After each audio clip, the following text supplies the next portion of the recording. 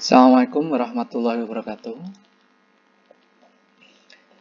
Baik, pada kesempatan kali ini akan kita lanjutkan materi sebelumnya, yaitu limit fungsi trigonometri.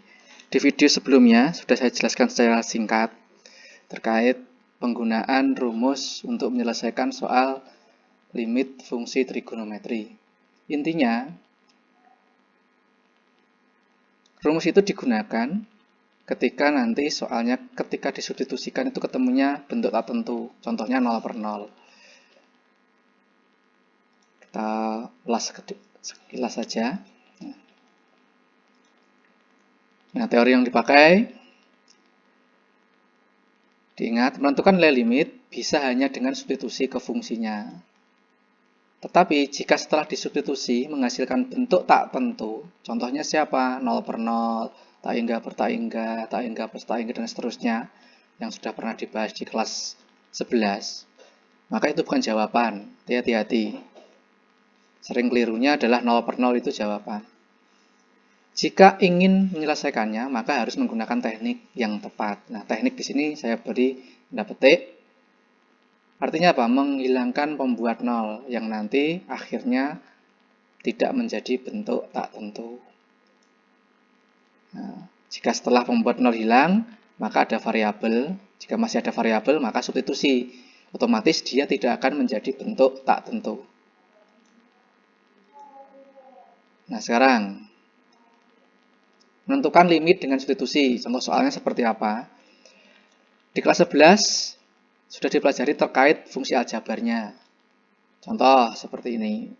Nah, ini substitusi biasa. X-nya diganti dengan 3. Ketemu nilainya adalah 1. Ini jawaban karena bukan bentuk tak tentu. Nah, ini. Contoh yang 2. Nah, seperti ini. 2x min 6, x min 3, x-nya mendekati 3. Setelah kita substitusikan, ternyata ketemu 0/0 ini termasuk bentuk tak tentu.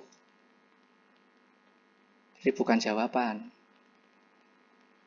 Langkahnya apa? Nah, kalau aljabar biasanya di kelas 11 itu caranya difaktorkan atau kalikan sekawan. Di kelas 11. Masih ingatkah? Nah, yang lupa silakan dibuka kembali catatan kelas 11, dipelajari lagi. Ini untuk aljabar, saya hanya mengingatkan aljabar. Tapi materi kita kelas 12 adalah yang bentuk trigonometri. Nah, masih? Nah, sekarang yang kelas 12 trigonometri contoh. Nah, limit seperti ini. Ada trigonometrinya cos X, sin X, pi per 3. Ingat pi per 3 itu kalau jadikan derajat adalah 60 derajat. Substitusi biasa. Nah, 2 cos pi per 3, sin pi per 3. Ingat, harus hafal yang namanya rumus sudut istimewa trigonometrinya. Ini ya, cos 60 setengah, sin 60 setengah akar 3, dihitung ketemu. Nah, inilah jawaban. Bukan bentuk tak tentu, jawaban ini. Contoh yang kedua sekarang. Nah, sin 3x per 2x dan seterusnya. Setelah kita substitusikan ketemu sin 0 per 2 kali 0, 0. 0/0. Nah, ini bentuk tak tentu. Ini bukan jawaban. Hati-hati. Kita harus menghilangkan pembuat 0 terlebih dahulu. Pembuat 0-nya yang mana? Paham ya? Bisa membedakan antara bentuk tak tentu dan bentuk bukan bentuk tak tentu ini. Kapan dia jawaban, kapan dia bukan jawaban. Kapan dia berhenti, kapan nanti harus mencari atau menggunakan teknik lain. Kita lanjutkan. Nah, sekarang cara menyelesaikannya bagaimana jika hasilnya tak tentu. Nah, ini untuk limit ada sin, ada tan, nanti ketemu 1. Maksudnya apa? Ketika sin terus bawahnya atau atas dan bawah dibalik sama, ini koefisien X-nya, itu jawabannya 1. Itu juga tan. Ingat, cos tidak masuk di sini, hanya 2 rumus ini.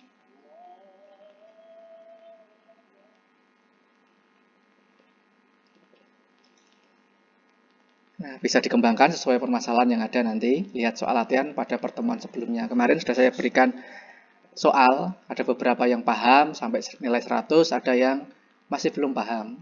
Nah, kita bahas di sini sekarang. Nah, untuk ini saya kira jelas ya penggunaannya. Yang pertama ini, limit sin 5x per 9x. Limitnya mendekati 0.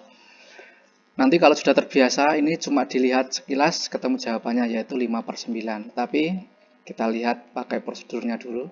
Kalau kita substitusi, ini ketemunya 0 per 0. Sin 5 kali 0, 9 kali 0, sin 0 per 0, dan seterusnya. Sama seperti tadi. Nah, langkahnya ini. Kita cari pasangannya sin, biar sama. Tadi teorinya kan, yang sama jadi 1 ini. Jadi nanti, nah ini jadi 1. Terus ada X juga, ini bisa kita coret. Yang tersisa apa? Hanya tersisa angka 5 dan 9. Jadi ini 1 kali 5 per 9, hasilnya adalah 5 per 9. Nah, cukup mudah sebenarnya. Untuk kalau sudah terbiasa, cukup lihatin koefisiennya ini aja. Selama sin dan tan, cukup lihat koefisien, ketemu 5 per 9 nanti. Ini saya tunjukkan prosedurnya. Ya, kita lanjutkan soal nomor 2.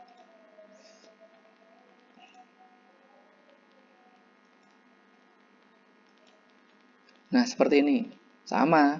Ini kita cukup lihat koefisiennya 3 dan 3 per 4. Nanti jawabannya 3 per 3 per 4. Ketemunya adalah 12 per 3 sama dengan 4.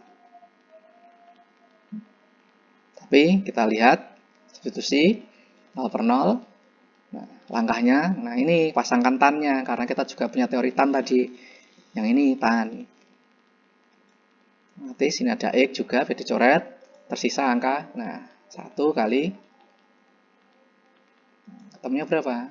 Tadi saya bilang 4. Yang dihitung cuma ini. Ingat menghitung pecahan. Dipelajari lagi kalau masih belum paham. Ketika ada pembagian pecahan, bagian belakang, nanti dibalik jadi perkalian. Paham ya? Selanjutnya, pertemuan yang kemarin, nomor 3. Nah, sekarang seperti ini kombinasikan. Ada sin, ada tan, ada nih variabel di depannya lagi. Fokus kita hanya pada sin dan tan yang kita pasangkan. Ini substitusi ketemunya juga 0 per 0. Silahkan dicoba. Karena siapapun kali 0 ketemunya 0. Nah, langkahnya, nah kita pasangkan dulu yang tan. Boleh sin dulu juga boleh, sama saja. Nah, ini nanti kita pasangkan. Terus pasangkan sinnya. Yang mana sin? Setengah X. Setengah X, setengah X.